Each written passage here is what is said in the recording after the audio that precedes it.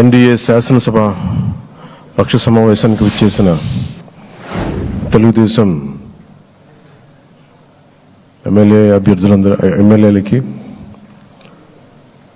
జనసేన ఎమ్మెల్యేలకి, భారతీయ జనతా పార్టీ ఎమ్మెల్యేలకి మనస్ఫూర్తిగా మీ అందరికీ నా హృదయపూర్వక నమస్కారాలు. మీ అందరికీ నా హృదయపూర్వక స్వాగతం తెలియజేసుకుంటున్నాను. వేదిక పైన తెలుగుదేశం రాష్ట్ర అధ్యక్షులు, మన తెలుగుదేశం పార్టీ రాష్ట్ర అధ్యక్షులు శ్రీ అచ్చెన్నాయుడు గారికి, భారతీయ జనతా పార్టీ అధ్యక్షురాలు శ్రీమతి దగ్గుపాటి పురంధేశ్వరి గారికి నా హృదయపూర్వక నమస్కారాలు. తాడేపల్లిగూడెం సభలో నేను చెప్పినట్టుగా ఒక దార్శనికులు,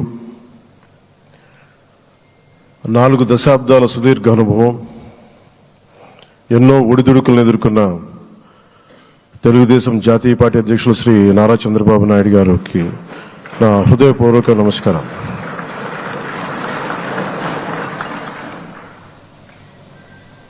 గత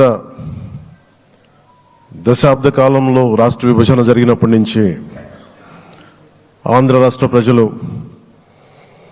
నలిగిపోయారు, నలిగిపోతున్నారు. గత 5 సంవత్సరాలుగా మరి రాష్ట్రంలోని విపత్కర పరిస్థితులు తెలుసు. మనందరం సమిష్టిగా పోరాటం చేసి కలిసికట్టుగా ఉండి అద్భుతమైన మెజారిటీలతోటి 164 శాసనసభ స్థానాలని ఎన్డీఏ కూటమి దక్కించుకుంది. అద్భుతమైన విజయం. 21 పార్లమెంట్ సభ్యుల్ని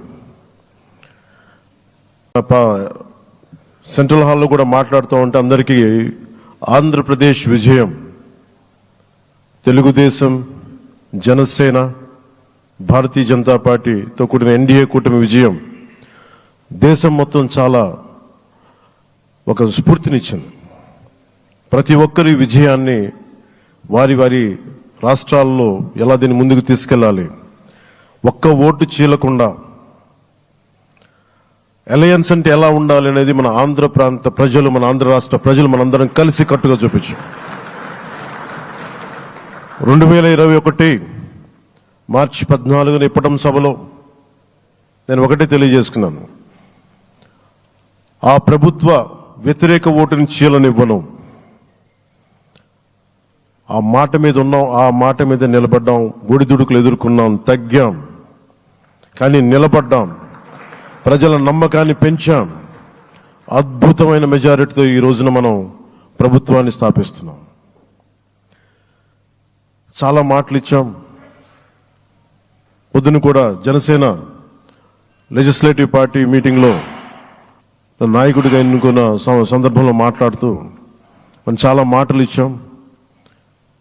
ఇది కక్ష సాధింపులకి సమయం కాదు, ఇది వ్యక్తిగత దూషణలకు సమయం కాదు. ఇది 5 కోట్ల మంది పైగా ప్రజలు మన మీద నమ్మకాన్ని పెట్టుకున్నారు. మన మీద మనందరం ఉమ్మడిగా, మనందరం సమిష్టిగా ఆంధ్రప్రదేశ్ ప్రజలు ఏ అభివృద్ధి అయితే కోరుకుంటున్నారో మనందరం సమిష్టిగా దీన్ని ముందుకు తీసుకెళ్లాలి, అభివృద్ధి పథంలో నడిపించాలి. విద్య, వైద్యం, ఉపాధి, సాగునీరు, తాగునీరు, లా అండ్ ఆర్డర్, ఇవన్నీ చెప్పొచ్చాం మనం బలంగా నిలబడతామని. అలాగే మేనిఫెస్టోలో, ఉమ్మడి మేనిఫెస్టోలో చాలా మాటలు ఇచ్చాం. వాటన్నిటినీ బాధ్యతగా ముందుకు తీసుకెళ్లాల్సిన అవసరం ఉంది. ఇలాంటి ఛాలెంజింగ్ టైమ్స్లో ఒక సుదీర్ఘమైన అనుభవం ఉన్న నాయకులు కావాలి. 4 దశాబ్దాల అనుభవం, అభివృద్ధి మీద అపారమైన అవగాహన, పెట్టుబడులను తెచ్చే సమర్థత, ప్రతిభ, విదేశాల్లో ఉండే నాయకుల్ని మలేషియా దగ్గర నుంచి, సింగపూర్ దగ్గర నుంచి, యూరోప్ దగ్గర, అమెరికా నుంచి ఆ దేశాల అధ్యక్షుల్ని తెలుగు రాష్ట్రాల వైపు దృష్టి మళ్లించేంత శక్తి సమర్థత ఉన్న శ్రీ నారా చంద్రబాబు నాయుడు గారికి ఆయన నాయకత్వం చాలా అవసరం.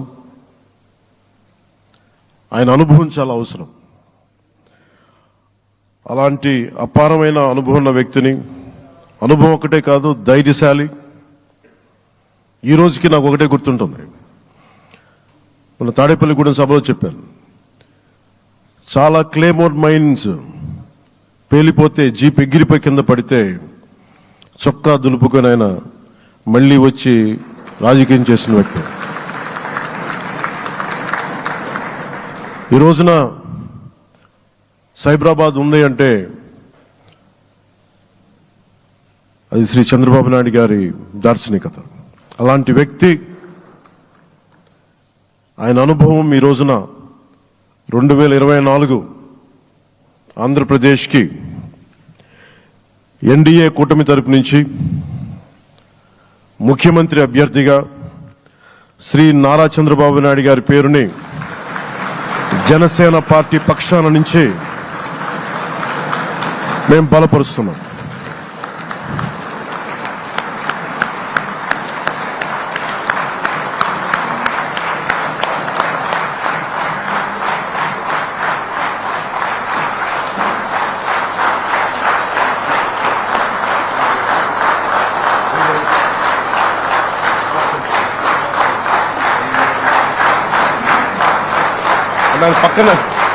నేను ఆయన పక్కన పెట్టుకుని చెప్పాలి. ఆయన నలిగిపోయారు. జైల్లో చూశాను ఆయన. పాపం భువనేశ్వర్ గారి బాధను చూశాను. నేను అనుకున్నాను, అమ్మా మీరు కన్నీళ్ళు పెట్టకండి, మంచి రోజులు వస్తాయని చెప్పిన మంచి రోజులు వచ్చినాయి. వారికి మనస్ఫూర్తిగా వారికి నా హృదయపూర్వక శుభాకాంక్షలు. మీరు అద్భుతమైన పాలన ఇవ్వాలి అందరికీ మనస్ఫూర్తిగా మీకు నేను తెలియజేసుకున్నాను సార్. సో ఇప్పుడు శ్రీ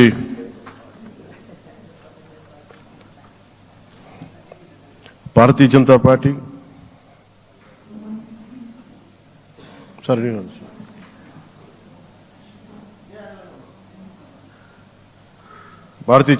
అధ్యక్షురాలు శ్రీమతి దగ్గుపాటి పురంధేశ్వరి గారిని, వారిని వచ్చి వారి మద్దతు తెలియ, వారి సందేశం ఇవ్వమని కోరుకుంటున్నాను.